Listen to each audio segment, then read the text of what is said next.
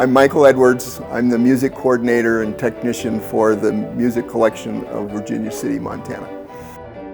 This is my 20th year here. I'm a piano technician by trade, and I redid a player piano 20 years ago for a lady in Helena. And once I delivered it, she said, have you ever been to Virginia City? And I says, I've came through it a couple times, but 20 years ago, they were in really bad shape. Most of them didn't work. And so she was on the Montana History Foundation, and she says, would you be interested? And I says, well, that would be kind of fun. So I say 20 years, and I don't know how many instruments we rebuilt. I just kind of keep coming back.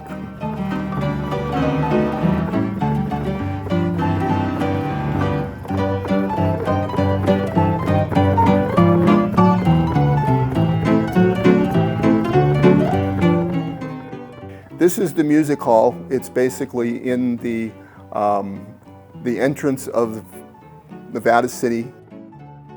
It's been here since the 50s. The building originally was a lunchroom in Yellowstone. This is the Bovey collection. It's one of the largest publicly viewed collections. Charlie Bovey, when he started building his town back in the 40s, he started to collect different musical instruments. A lot of the instruments in this collection came from Montana. They came out of the bars and the brothels. And when Charlie was collecting things in the 50s, a lot of these people didn't want them anymore, so they would contact Charlie and say, come get it. And Charlie would come get it.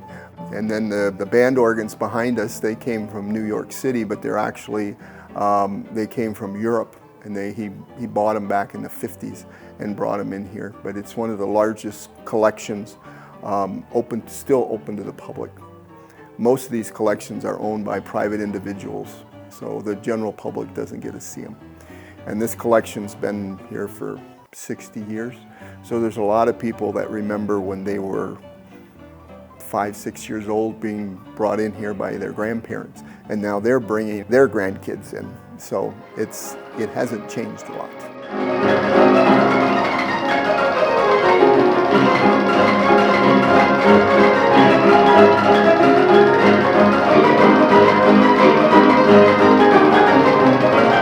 We've got some very rare instruments in this collection that are kind of unique. These were a very important part of history. These were the jukeboxes of the 1920s. They're fascinating in how they work. I mean, the player pianos, the coin-operated pianos in the 20s, were basically kind of the early computers. They worked off of a roll. The roll basically had a hole in it. The hole would basically play the note. The rolls consisted of usually 10 songs, and they automatically rewind. Back in the 20s, they were made basically for a moneymaker for the bar owners. And all they usually had to do was just clean the coins out of them, because it kind of takes care of itself.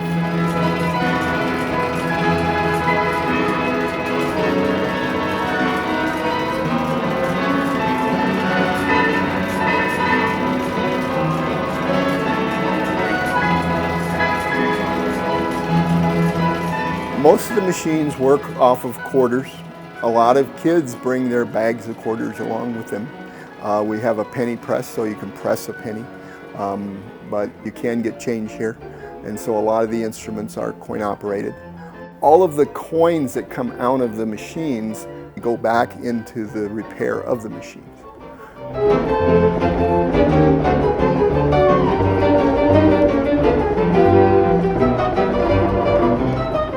You know, my job here is to try to keep them running. You know, I come in every morning, and if there's got an out of order sign on it, I try to figure out why it's not working. And then a lot of times it might be a bent quarter or just something simple, but it still needs to be fixed, you know, for the next person. For me, I'm a piano technician, and the opportunity to work on some of these instruments, that there's less than 10 of them left in the world, it's frustrating, but yet it's rewarding. A lot of them, you know, It's hard to find parts for them, so you have to have the parts custom made.